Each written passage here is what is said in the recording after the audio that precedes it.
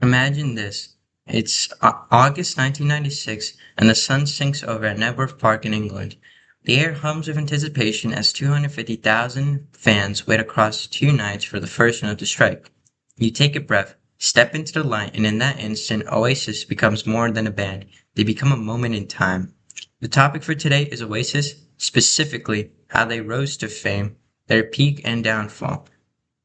They were one of the biggest bands in England during the 1990s and played at one of the largest concerts in history at Knebworth in 1996.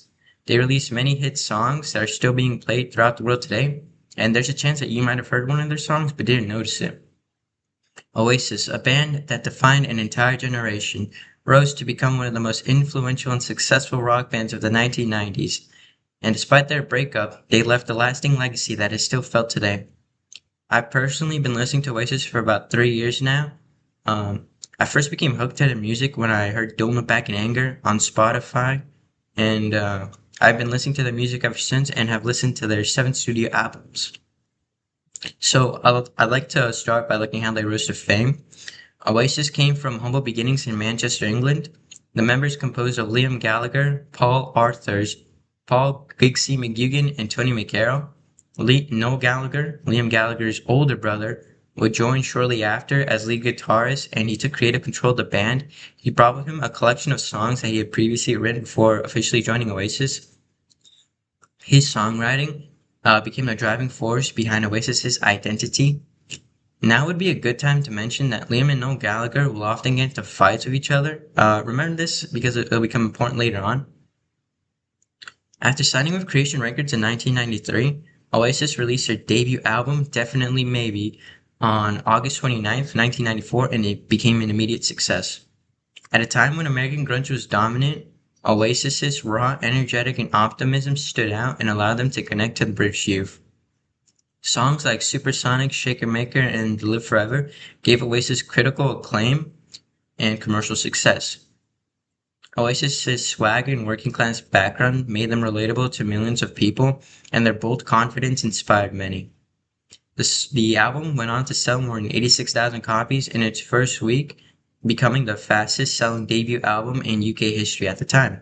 It has gone to be certified 7 times platinum and is widely regarded as one of the greatest British albums ever made.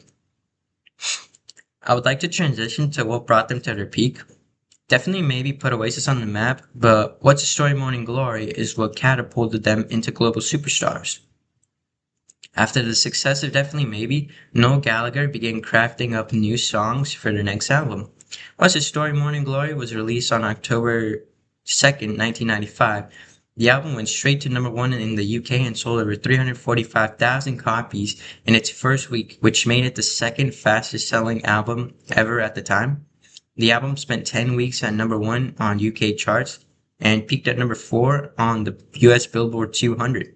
It would eventually sell over 22 million copies worldwide, making it one of the best-selling albums of all time and defined the Britpop era in the UK.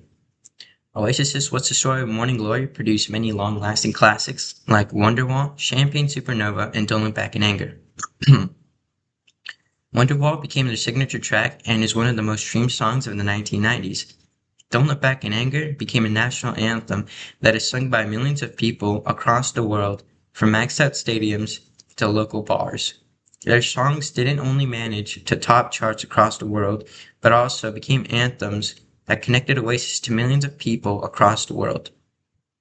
At the height of their success came Oasis's career-defining moment, their two legendary concerts at Knebworth Park in 1996.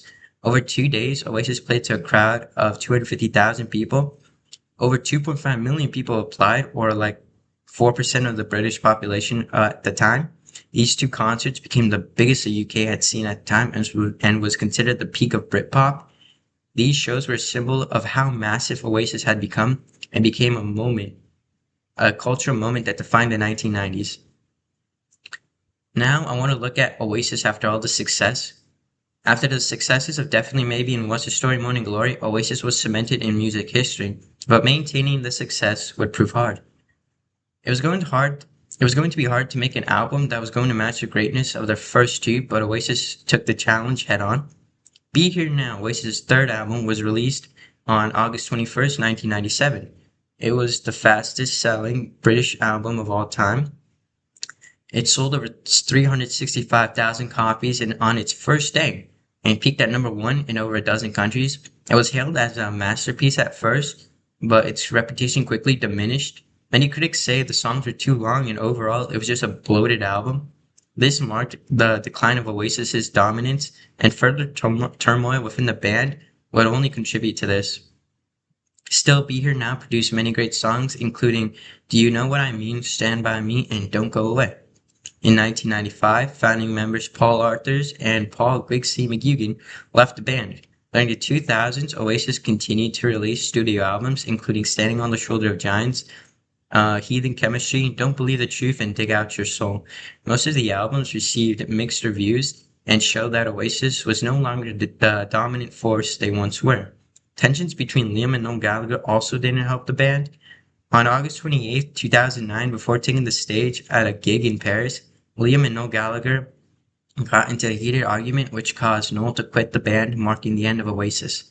Though Oasis broke up, their legacy has only grown stronger. They have influenced the British music scene and bands like The Killers and Arctic Monkeys. Hopefully, you've learned a little bit more about Oasis today. By looking at how Oasis's first album put them on the map, how their second launched them into stardom, and them trying to maintain the success, you can see why I have such strong interest in Oasis. Even though Oasis came from modest beginnings, they managed to capture an entire generation in such a short amount of time and left a lasting legacy. They left a lasting impact on everyone who heard their songs. They show that people from humble beginnings can accomplish unimaginable things. By looking at those two nights in August 1996 at Nebworth Park, it wasn't just a concert, it was a cultural moment for the ages. Oasis had gone from ordinary people to rock and roll stars who defined a generation. The songs continue to resonate with anyone who listens, reminding people why their music still stands the test of times.